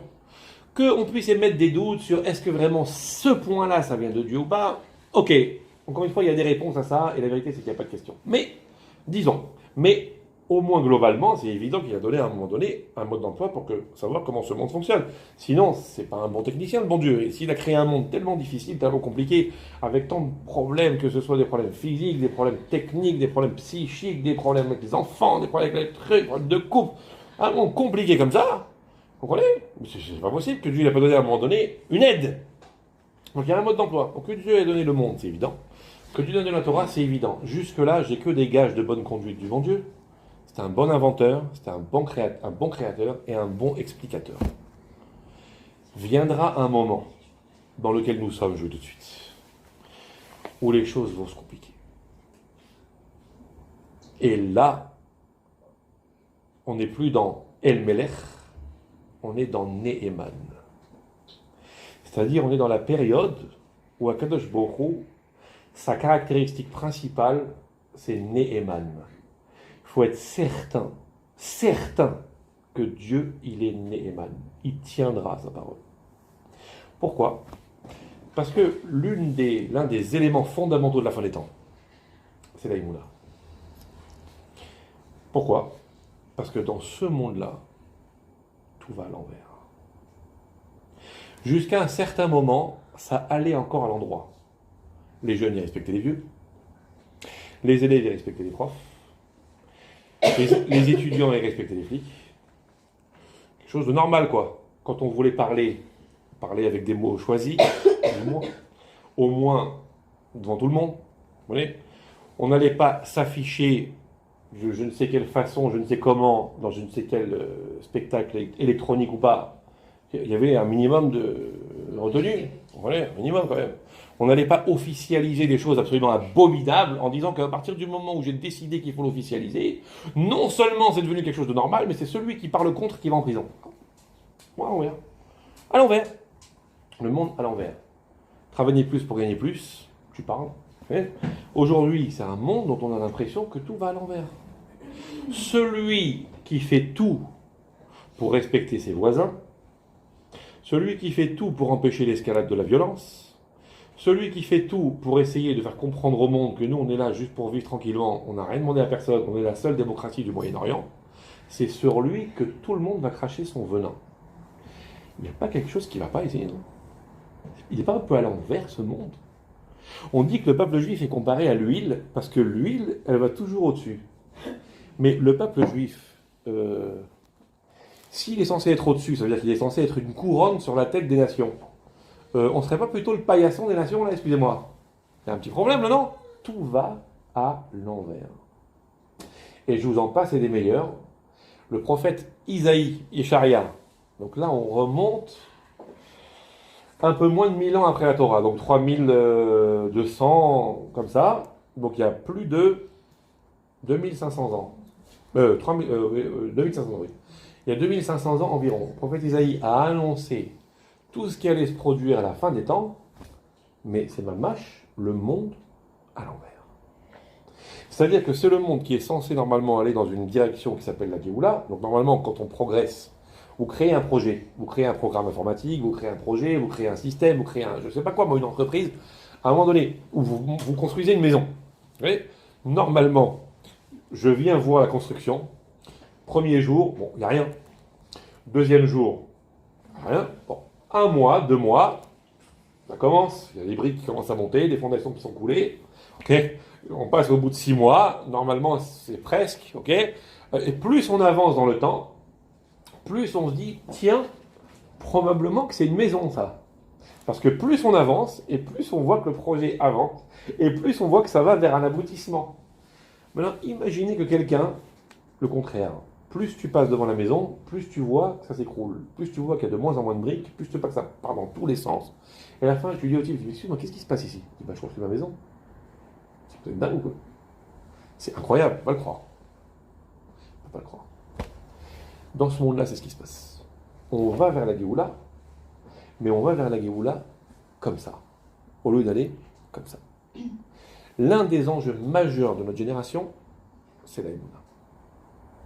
Ça veut dire qu'on aura l'impression, on a déjà, on aura l'impression que tout va à l'envers. C'est un monde dans lequel tout va. On a l'impression que l'homme régresse, et plus il régresse, et plus il est content, et plus il demande le droit de régresser encore. Vous comprenez? Et nous, les Juifs, on est là avec notre morale, avec notre Torah, avec notre truc, on essaie d'éduquer nos enfants, d'Hachem, autant qu'on peut pour qu'ils soient des gens normaux. Et on a l'impression que c'est nous, les pas normaux. Parce que, bon, qu'est-ce que je veux faire dans la vie? Je veux juste être normal. Quoi? Dans ce monde-là? Vous comprenez? Pourquoi ils ont voulu nous tuer les autres? Pourquoi ils veulent nous assimiler? C'est pas compliqué. Nous sommes dans le bar PMU du coin. Disons, toute ressemblance. Alors, nous sommes dans le bar PMU du coin, en train de rigoler. Imaginez une bande de copains, bar PMU, et ça y va, la bibine à fond, et ils sont tous complètement... Jusqu'à ce qu'arrive celui de la bande qu'on appelle le faillot. Le schtroumpf à lunettes, vous vous rappelez? Schtroumpf à lunettes. Celui qui est toujours là avec sa leçon de morale. Le grand schtroumpf qui est toujours... Celui à qui on n'a qu'une envie, de lui mettre un coup de pied, et systématiquement, le souvenir que j'ai du schtroumpf à lunettes, c'est... Ok? On lui met un coup de pied, il dégage.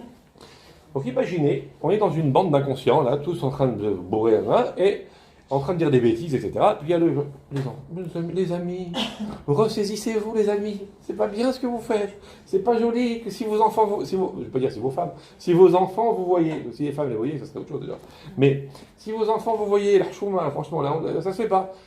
Qu'est-ce qu'on a comme solution pour qu'il nous embête plus celui-là? Soit on l'attrape, on lui ouvre la bouche et on lui serre une bibine, et quand il sera bourré comme nous, il va se taire. Soit on l'élimine. Le peuple juif, c'est la conscience du monde.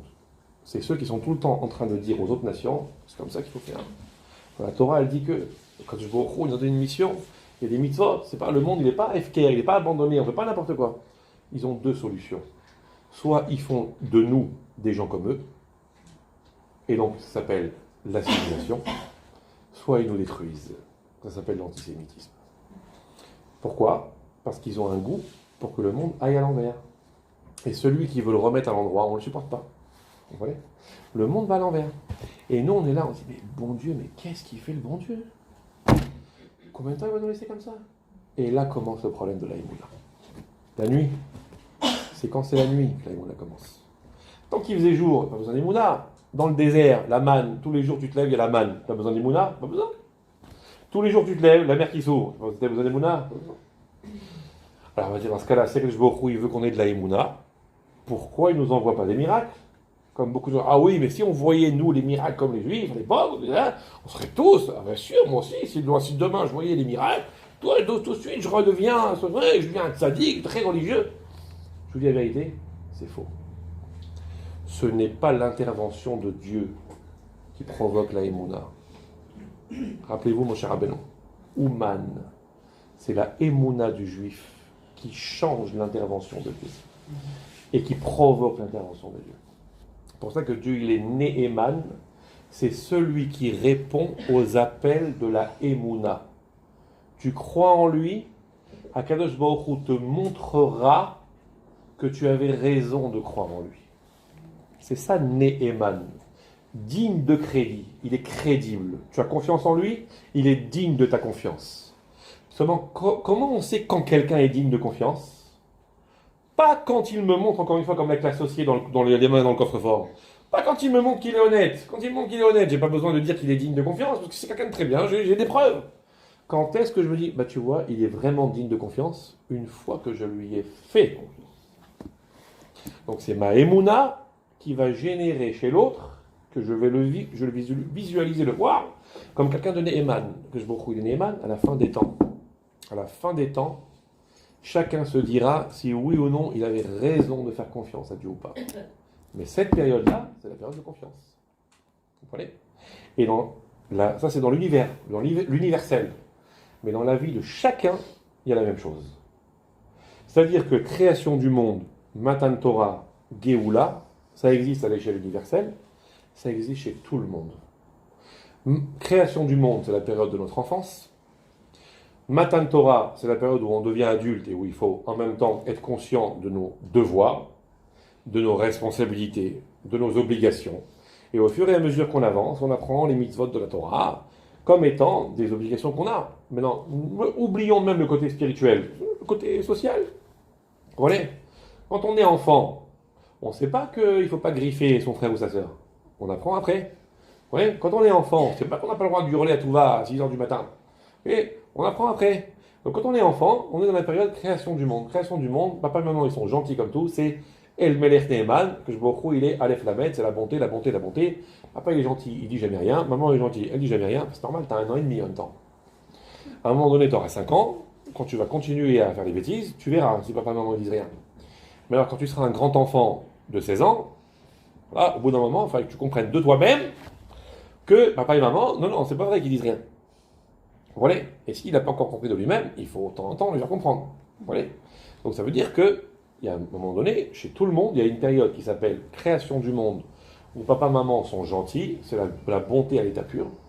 Puis il y a un moment donné où on apprend les règles, Matan Torah. Et puis il y a un moment donné où on apprend à vivre face à l'adversité. Ça c'est l'âge adulte. Ça c'est Emouna. Vous comprenez? Obligé. Ce passage dans la Emouna, c'est pas qu'il est obligé, c'est que la construction de l'individu passe par là. Et que l'intervention de Dieu dans notre vie passe par là.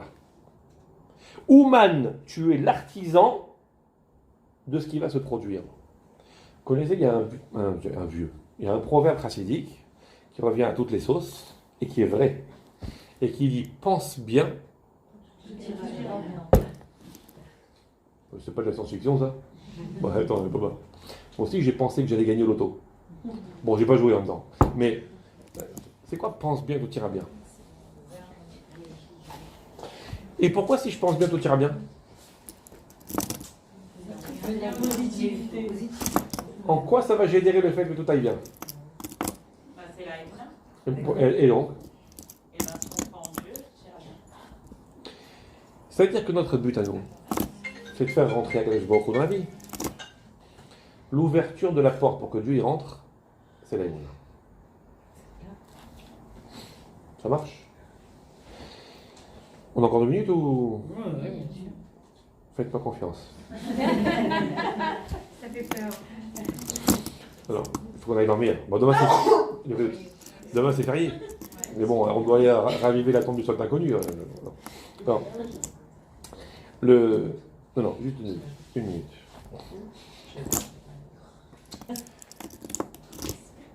Peut-être que ça va rappeler des souvenirs à certains. Mais il y aura des très vieux souvenirs. Oula. Enfin, je pense que celles qui s'en rappellent, que Dieu la bénisse. Et les autres aussi. Bon.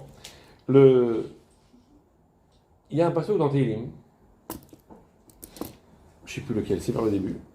C'est écrit là-bas, Natata lireecha nes lehipnoses. Littéralement, c'est David Aménas qui parle à Dieu, comme dans beaucoup de Tehillim, et il lui dit, tu as donné à ceux qui te craignent nes lehipnoses. Dieu a donné à ceux qui le craignent, donc ceux qui craignent Dieu, ça veut dire les gens pieux, quoi, les gens bien. Entendez par pieux, pas forcément le carlouche de service, barbutard, même si effectivement ceux qui craignent Dieu ont une certaine attitude, mais entendez par des gens bien. Akadosh Baruch Hu, il a donné à ceux qui le craignent, les hypnoses. Les hypnoses, c'est un verbe qui est fabriqué à partir du mot nes. C'est-à-dire que quand on aura compris la traduction du mot nes, on comprendra la traduction du mot les hypnoses, qui est le verbe fabriqué à partir du mot nes. Donc Dieu nous a donné, à ceux qui le craignent, c'est nous, un nes, pour s'auto-nessifier. C'est quoi nes? Marloquette. Ah, miracle, très bien. Autre traduction, c'est marloquette, il y a 3 avis. Il y a des midrashim qui expliquent différemment, et les commentateurs qui expliquent différemment. Effectivement, nes, c'est un miracle. Nes, en hébreu, à part un café, mais nes, c'est un mât, comme le mât d'un bateau. On parlait du 8 mai, là. Vous savez, quand on lève les couleurs. Ouais. Quand on lève les couleurs, il y a le mât du truc, et le drapeau, il monte vers le haut. Nes, c'est ça. C'est le grand bâton que l'on regarde en levant les yeux, très haut. Ça, c'est Nes. Et les Hachamim m'expliquent, Nes, c'est Milachon Nisayon. Nes, Nisayon. C'est quoi Nisayon? Une épreuve. Akadosh Baruch Hu, il donne à ceux qui le craignent, à ses chouchous donc, c'est nous. Dieu il donne à ses chouchous Nes leipnoses. Un Nes pour qu'ils apprennent à s'auto-nessifier. C'est quoi Nes? Alors soit c'est une épreuve, c'est-à-dire que Dieu nous envoie des épreuves, Nes leipnoses, difficulté sur difficulté. Ah, les gars, franchement, les gars, mesdames, quand même, franchement, ça va, hein? Non. Nes milachon, Nes hauteur. Dieu nous donne des occasions de nous élever, les hypnoses, pour nous élever encore. 3e explication, Dieu nous donne Nes les hypnoses, fait pour nous des miracles, pour que nous puissions vivre la vie comme quelque chose de miraculeux, au-dessus de la nature. Vous comprenez? Les 3 sont liés. Ça veut dire que la Kadosh Baruch Hu nous place des fois dans des configurations qu'on ne comprend pas, dans le but de générer chez nous une source d'élévation. Pourquoi les élèves de 6e, on leur donne des exercices de 6e? Vous vous êtes jamais demandé ça? Bon, encore 6e, je suis gentil. Quand on commence à arriver à partir de la 3e, seconde, première, terminale, on voit les enfants, les pauvres. Zarma, que le ministère de l'Éducation nationale, ils avaient dit à un moment donné, non, maintenant ça y est, tout se fera en classe, c'est fini, les devoirs à la maison. Et franchement, les élèves, moi, je leur tire mon chapeau. Hein. Bon, quand j'étais prof, ça m'arrivait aussi de rentrer déprimé à la maison. Mais maintenant que je suis plus prof, franchement, les élèves, quand la cavode, hein, je leur tire mon chapeau. Bon. Mais franchement, c'est quoi ça? Des devoirs on peut finir jusqu'à des heures impossibles. Le matin, il faut se lever. C'est extraordinaire, ils ont un mérite extraordinaire. Moi, je dis légion d'honneur pour tous les bacheliers. Ouais, chiche. Voilà. C'est vrai. Mais pourquoi? On réfléchit, on dit, mais franchement, ça serait pas plus sympa si l'élève de seconde, miskin, le pauvre, on peut avoir pitié pour lui, donne-lui des exercices de sixième. Comme ça, il est tranquille, il va dormir tôt. Qu'est-ce qu'on me répond? Bah, si on lui donne des exercices de sixième, il progressera pas. Quel rapport? Quel rapport? Pourquoi faudrait-il lui donner des exercices de seconde pour qu'il progresse? Donc on lui donne quoi à son niveau? Des difficultés. Oh tiens donc, des difficultés. On donne à quelqu'un des difficultés pour qu'il progresse. Donc on est tous d'accord. Quand Akadosh Baruch Hu nous explique ça dans la Torah, on prend une décharge. Ouais, mais c'est bon, à un moment donné, oh! C'est preuve, Abraham Avinu, le pauvre, il a donné tout ce qu'il pouvait, combien de fois encore, il a 20 trucs, maintenant il va sacrifier son fils, et il traque derrière, il y a Jacob, et mon cher Abeno, et les Juifs dans le désert, et l'Égypte, et les trucs, et l'Inquisition, et la Shoah. Au bout d'un moment, oh, ça y est. Excusez-moi. On a tous, a priori unanimement reconnu que pour avancer, pour progresser, pour devenir quelqu'un qui sort de ses limites, bref, devenir quelqu'un d'exceptionnel, on est obligé de se confronter à des difficultés de son niveau. Le temps passe, les difficultés avancent aussi. C'est normal. Nes, leitnoses. Nisayon, nes, le mât du bateau, le drapeau. Sauf que on ne peut aborder ça que d'une seule façon. Parce qu'à un moment donné, on a beau dire le bas du bateau, mais le surf, à un moment donné, on se fatigue. Donc la première vague, tu l'as bien prise, la deuxième vague, tu l'as bien prise, la troisième vague, tu l'as bien prise. Il y a un risque quand même que la 20e vague, on s'écroule, non? Alors, Nes leitnoses a une condition, que tu vives la vie, Nes, comme un miracle. C'est quoi un miracle? Un miracle, c'est quelque chose qui est au-dessus de la nature. Il y a la nature, et il y a au-dessus de la nature. La nature, c'est que la mer, tu ne peux pas la passer. Au-dessus de la nature, c'est le type, il rentre dans la mer et dit, la mer, quelle mer? Pas de mer ici. Le type, il est là dans le tunnel du métro, il dit, mais il n'y a pas de mer. Excusez-moi, il n'y a pas de mer. Il y a ceux qui vivent le miracle deuxième classe, c'est qu'ils rentrent dans le tunnel une fois qu'il est déjà fait. Ils ne voient pas la mer parce que Dieu l'a enlevé. Et puis il y a ceux qui sont encore plus balèzes, comme Nachshon ben Aminadav, que même quand il y a encore la mer, lui il saute dedans et dit, mais quelle mer? Dieu il a dit avance.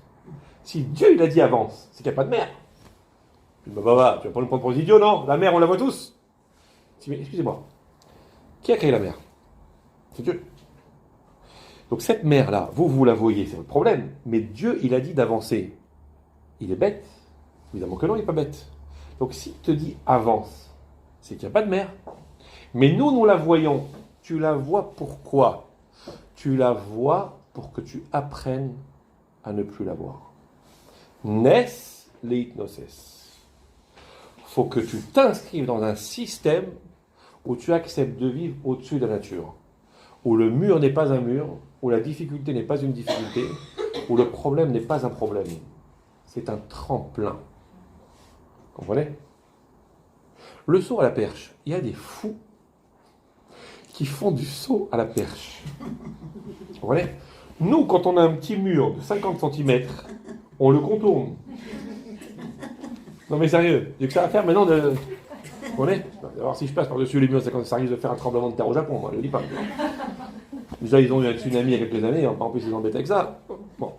Mais je contourne, lui, non seulement il ne contourne pas, mais il fait exprès, cet idiot, de se faire installer une barrière à 6 mètres pour se casser la tête à la passer à la perche. Mais bah, celui-là.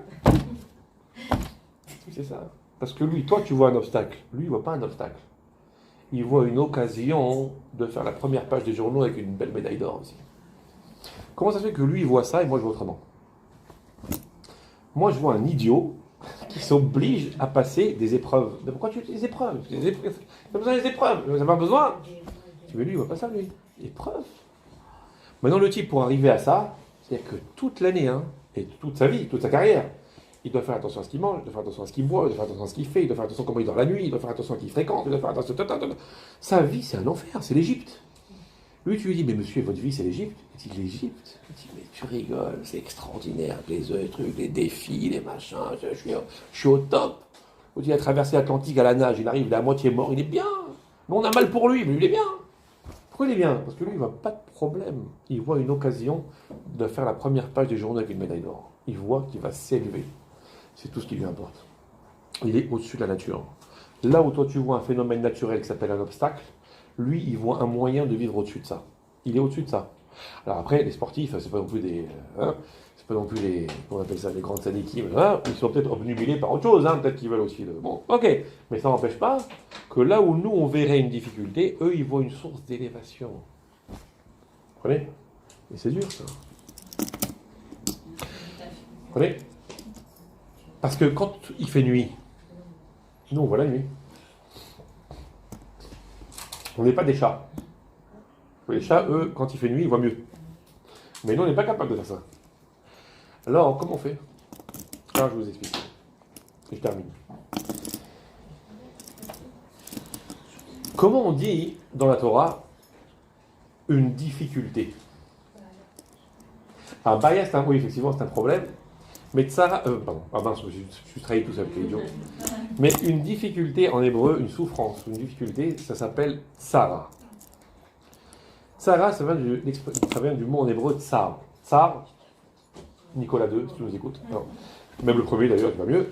Okay. Le tsar en hébreu, ça veut dire étroit. Meitzarim, Mitzraim, Meitzar. C'est l'étroitesse. Quand quelqu'un il est sous pression, il est blahat, comme ça, on appelle ça tsar. Quand on lui envoie une difficulté, on envoie une tsara, des tsarot. Des tsarot, ça veut dire des galères, des souffrances, des problèmes. Tsara. À un moment donné, Kadosh Baruch Hu, il a envoyé dans le monde une tsara. Si vous ne faites pas teshuva, Hachem m'enverra une grande tsara. Vous vous rappelez? Noah, dis-nous. Hachem enverra une grande tsara. Noah, on lui a dit, mais dis-moi, Baba, pourquoi tu construis ce bateau si loin de l'eau? Il a dit, ah, attention, Kadosh Baruch Hu, il va envoyer une tréha, si vous ne faites pas teshuva, il va envoyer une grande tsara. Et effectivement, il a envoyé une grande tsara. Mais avant d'envoyer une grande tsara, il a dit à Noah, tu sais ce que tu vas faire, Noah? Tu vas construire une teva, c'est-à-dire une arche, une teva. Et sur cette teva, tu vas mettre un truc là-haut. Alors c'est une marloquette, il y en a qui disent que c'était une petite fenêtre, une petite lucarne comme ça, il y en a qui disent que c'était une pierre précieuse qui éclairait encore plus que le lustre là. C'était ce qu'on appelle dans la Torah Tsohar. Tsohar, ça veut dire Tsahoraim. Vous voyez quand il... Tsahoraim? Acharet Tsahoraim. Après-midi. Tsahoraim, c'est midi. Sahoraim, c'est le moment où le soleil éclaire le plus, c'est le moment où le soleil est au zénith. Sahoraim, c'est le moment où quand on se promène à Eilat, il ne faut pas sentir. Mais Sahoraim, c'est le midi. Donc Tsohar, Sahoraim, Tsohar, c'est la lumière. Tsohar. Akadosh Baruch Hu, il a dit à Noach, j'envoie une tsara, mais toi, avant, tu vas fabriquer une teva, et tu vas mettre dedans Tsohar. Le monde sera plongé dans l'obscurité, et toi, tu auras la lumière. Vous voyez? La vie, c'est de comprendre que quand autour il y a tsara, il y a un moyen pour soi de vivre tsohar. Alors, il est un peu tard, donc peut-être vous n'avez pas fait le cheminement, mais tsohar et tsara, c'est les mêmes lettres. Tsohar, tzadik, he, resh, tsara, tzadik, resh, he. Il y a juste une petite permutation, c'est les mêmes lettres. Comment on change tsara en tsohar? Le monde entier est dans l'obscurité, et lui, il est dans la lumière. Le monde entier, il est comme ça, et lui, il est comme ça. Il a choisi le bon smile. Tac, tac, tac. Faut pas se planter, c'est tout petit. Tac, faut pas se planter. Après, l'autre, il interprète de travers, qu'est-ce que je lui ai fait encore, et tout. Ouais, c'est embêtant. Donc ça, comment on y arrive? Alors, Kadosh Baruch Hu, il a dit à Noach, c'est très simple. Quand là, c'est très simple. quand l'eau a commencé à tomber, et qu'il a commencé à pleuvoir, et qu'a priori, ça y est, on était arrivé dans le point de non-retour, il a dit à Noach, Bo el hateva. Viens, rentre dans l'arche. Teva en hébreu, ça veut dire une arche. Mais ça ne veut pas dire que ça. Ah, bien vu, mais c'est pas le même. Mais vrai, c'est vrai que ça veut dire nature Teva. Nature Teva, c'est tête, bet, aïn. Teva. Là, c'est Teva, tav, yud, bet, he. C'est pas tout à fait le même mot. Teva, c'est un mot qui veut dire je vous aide. Rachet Tevot. Tevot. Je vois que tu l'as sur le bout de la langue. Teva, rachet Tevot. Non? Teva, c'est un mot. C'est un mot qui veut dire mot. Simplement. Teva, c'est un mot. Les rachet Tevot, c'est les initiales. C'est les têtes de lettres. Les têtes de mots, pardon. Ok? Teva, c'est un mot. Évidemment, nous, on a 30 000 lectures de la Torah. C'est ça qui est extraordinaire. C'est que la Torah, elle est infinie. Elle peut être lue à des milliers de niveaux, et à des milliers de vitesses, et à des milliers de profondeurs, et à des milliers de puissances. C'est une Torah qui est infinie. Elle est à l'image de Dieu, et elle est à l'image de l'homme, qui est capable de devenir infini à son contact. C'est ça qui est extraordinaire. Que Bo et la Teva, ça veut dire rentre dans l'arche, mais ça veut dire aussi rentre dans les mots. C'est quoi les mots? Quels mots? Akadosh Baruch Hu nous a donné des mots. Comme il dit dans les associations, des mots pour des mots, M-A-U-X, des mots M-O-T-S, pour des mots M-A-U-X. Tzara, c'est des mots M-A-U-X. Et nous on dit, il faut les transformer en Tzara, en lumière. Excuse-moi, mais il fait noir, oh. Bo et la Teva, rentre dans les mots. Il y a deux choses que l'on compose avec des mots quand on est juif.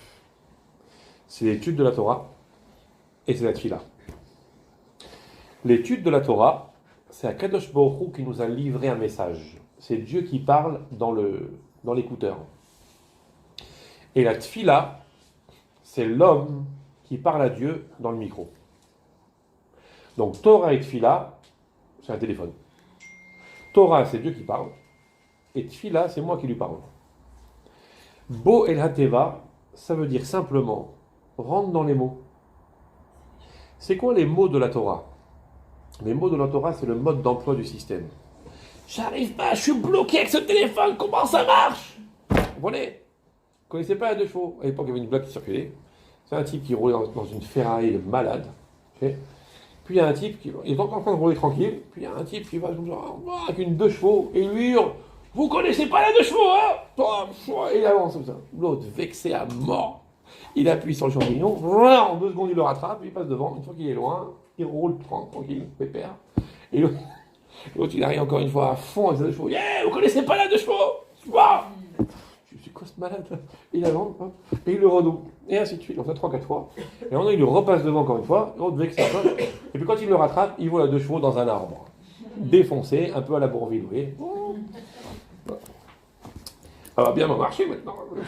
Ok, voilà. Vous voyez le genre? Très bien. Et l'autre, il le voit avec sa Ferrari. Il lui dit, mais c'est pour ça que je vous dis, vous connaissez pas la deux chevaux. Comment ça s'arrête? Non, il n'y a pas le mode d'emploi. À un moment donné, il est comme ça jusque-là dans les rues. Il dit, mais comment ça marche? Parce que je vois il dit, je vais t'expliquer comment ça marche. C'est écrit là. Comment ça marche? C'est écrit là. La première chose à comprendre comment ça marche, c'est que Akadosh Baruch Hu ne veut pas te faire des problèmes.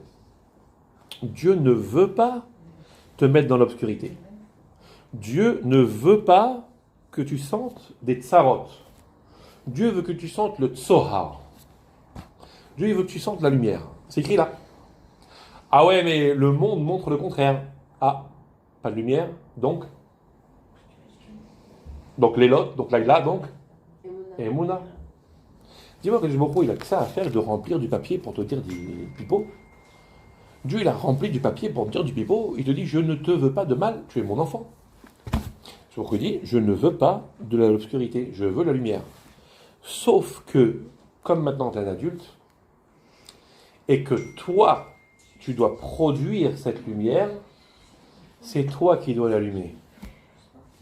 Et la tfila, c'est quoi? La tfila, c'est de dire à Kadosh Baruch Hu, aide-moi. Pour compris. La tfila, entre nous, hein, si on regarde les choses d'un œil un peu extérieur, c'est la chose la plus inutile du monde. Ouais, non. Je vais dire à Kadosh Baruch Hu, Papa, tu peux m'aider, je t'en supplie, papa. Papa, tu peux m'aider. J'ai tel problème, tel problème, tel problème, tel problème, tel problème. Tu peux m'aider? Qu'est-ce qu'il lui répond que je beaucoup? Il dit, ah, Hamar, tu sais pas, je sais pas que tu as ces problèmes-là. C'est moi qui t'ai envoyé, qui es chez moi. La fille là, ça sert à rien. Dieu, il sait pas quel est le problème. Que je beaucoup, il nous connaît des pieds à la tête, intérieur, extérieur, profond et superficiel. Tout. Le scanner à côté, c'est de la rigolade. Que je beaucoup, il nous connaît par cœur. Il ne sait pas qu'on a tel problème. Il ne sait pas qu'on est dans l'attente de ça. Qu'est-ce que tu as besoin de lui dire? Limite, mette-moi à sa place, je serais vexé. Il dit, oui, tu crois que je ne sais pas. Hein? Sauf que moi, je suis un grand balgava. Que je beaucoup, lui, c'est un grand anav. Et donc, il dit pas, dis-moi, c'est pas qui t'a à faire. Pas du tout. Que je beaucoup, pourquoi est-ce que la tefila, c'est pas inutile? Parce qu'on n'est pas là pour dire à Dieu, j'ai tel problème. La tefila ne sert pas à dire à Dieu, j'ai tel problème, viens m'aider. La Torah, elle sert à dire à Dieu, Dieu, je veux de toi dans ma vie. C'est tout. Et la tefila, c'est quoi? C'est de dire, j'ai compris que la difficulté que j'ai n'est qu'une excuse pour que je puisse réclamer Dieu dans ma vie. Parce que le besoin crée la relation. Pourquoi on est tous en relation les uns avec les autres? Parce qu'il y a des besoins que les uns ont qui sont comblés par les autres. Akadosh Baruch Hu, il a créé un principe qui s'appelle en hébreu la tzedaka, qu'on traduit par la charité. C'est faux. La tzedaka, c'est la justice. Pourquoi c'est la justice? Parce que c'est de rétablir un équilibre qui a été déséquilibré volontairement. C'est-à-dire qu'il y a monsieur A et monsieur B. Tous les deux, ils sont au même salaire. Tous les deux, ils ont la même maison. Tous les deux, ils ont les mêmes ressources. Tous les deux, ils ont les mêmes trucs. Tout pareil. Donc, monsieur A n'a besoin de personne, parce qu'il a une Harley. Bon, voilà. Remarquez, ça fait longtemps. Hein. Alors, bon, alors. Okay. Et monsieur B non plus. Lui, il a une Honda, mais ça n'a rien à voir. Mais bon, monsieur B n'a besoin de personne. Il se suffit à lui-même, puisqu'il a toutes les ressources qu'il veut. Et monsieur B aussi. Donc, si personne n'a besoin de rien, pourquoi voulez-vous qu'on entre en relation l'un avec l'autre? Je me suffis à moi-même, il se suffit à lui-même. Eh bien, ça y est. Je suis tellement intelligent que je peux me parler à moi-même, je peux me répondre à moi-même, et je peux jouer aux échecs tout seul. Tout pareil. J'ai besoin de rien. Besoin de rien égale chacun reste chez soi. À partir de quand la vie sociale commence? À partir du moment où quelqu'un a besoin de quelque chose, il a besoin de la compagnie de l'autre, il a besoin de la bouteille d'huile de l'autre, il a besoin de 500 balles de l'autre, il a besoin du sourire de l'autre. Alors qu'est-ce qu'il a fait Kadosh Baruch Hu? Il a dit, pour qu'il puisse y avoir des relations entre les gens, je vais prendre quelque chose de chez l'un et je vais le mettre chez l'autre. Comme ça, il sera obligé d'aller le chercher, et comme ça, il y aura dans ce monde une vie sociale. Et donc, quand l'autre lui dit, monsieur Intel, vous pouvez pas me prêter 500 balles? Oh, j'ai besoin, s'il vous plaît, j'en supplie, voilà, je suis en difficulté, est-ce que vous pouvez me donner la tzedaka? En réalité, la tzedaka, c'est quoi? Que l'autre va lui rendre ce que Dieu a pris de chez lui, il a donné à l'autre. Et il lui fait que le lui rendre, en fin de compte. C'est donc de la justice et pas de la charité. Mais pourquoi je crois que j'aurais fait ça? Parce que le besoin crée la relation.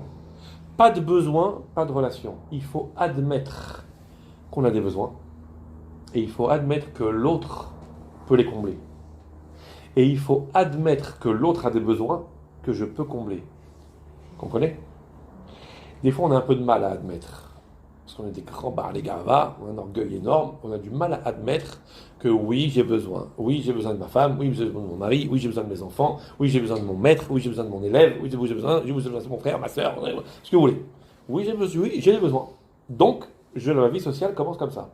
Akadosh Baruch Hu nous a créé des besoins. Pourquoi? Pour qu'on tisse une relation avec lui. C'est tout. Et la tfila, c'est de dire à Dieu, Dieu, je te désire. Et le besoin que tu as créé chez moi, je sais que tu ne l'as créé que pour ça. Donc voilà, je joue ce jeu. Akadosh Baruch Hu, donne-moi ceci, donne-moi cela. Pas parce que je dis que je veux ça et Dieu il sait pas ce que j'ai besoin, ce dont j'ai besoin, donc je lui demande. Non, je veux juste que Dieu y rentre dans ma vie. Ce qu'on appelle Emouna. Ouman. Je fabrique l'intervention de Dieu dans ma vie, donc je fabrique mon destin. donc je fabrique la Géoula, donc je fabrique la sortie d'Égypte, donc je fabrique tout ça. Et Paro, il baissera la tête parce que moi j'ai cru en mon cher Rabbeinu. Et la sortie d'Égypte, elle va se faire parce que moi j'ai cru en Dieu. Et c'est parce que j'ai dit, je désire que Dieu vienne dans ma vie, que Dieu vienne dans ma vie. Ça c'est Emouna. C'est ça la tfila. Et la tfila, elle permet de changer l'obscurité en lumière. Parce que dans ce monde-là, il n'y a d'obscurité que dans l'absence de Dieu, et il n'y a de lumière que dans la présence de Dieu. Tu rentres dans les mots de la tfila, tu rentres dans les mots de la Torah, tu transformes la Torah, la tsara en tsohar. Bo et la teva, rentre dans les mots. Comprenez? Ça veut dire qu'en fait, le Nisayon devient une source d'élévation à partir du moment où quelqu'un il accepte de vivre au-dessus de la nature. Au-dessus de la nature, ça veut dire de s'accrocher à celui qui est au-dessus de la nature. Qu'une épreuve n'en est pas une. Et que la Emouna, c'est ce qui fabrique ce qui va venir derrière. J'attends pas qu'Akadosh Baruch Hu me donne tout cuit la solution pour dire merci mon Dieu, maintenant je crois en toi. Je dis à Akadosh Baruch Hu, quoi qu'il arrive, même si tu me montres le contraire de ce que j'attends, même si tu me montres le contraire de la lumière, de toute façon je m'en fous, je crois en toi. De toute façon je m'en fous, je sais que tout ce que tu veux c'est mon bien. À partir de là, j'ai fabriqué le bien que Akadosh Baruch Hu m'a envoyé. J'ai fabriqué la lumière qui suivra l'obscurité. Obligé. C'est ça la Emouna. Vous comprenez? C'est ça la Emouna du juif. Croire que Dieu existe, on a passé ça, encore une fois, on a passé ça quand on avait 6 mois. Croire qu'Akadosh Baruch Hu, il est tout le temps là, et qu'il n'attend qu'une seule chose, c'est que je lui ouvre la porte à travers le fait que je veux rentrer en relation avec lui, c'est ça la Emouna d'un juif. Vous comprenez? Y a-t-il des questions? À part à quelle heure on va dormir? Parfait. Que Dieu vous bénisse.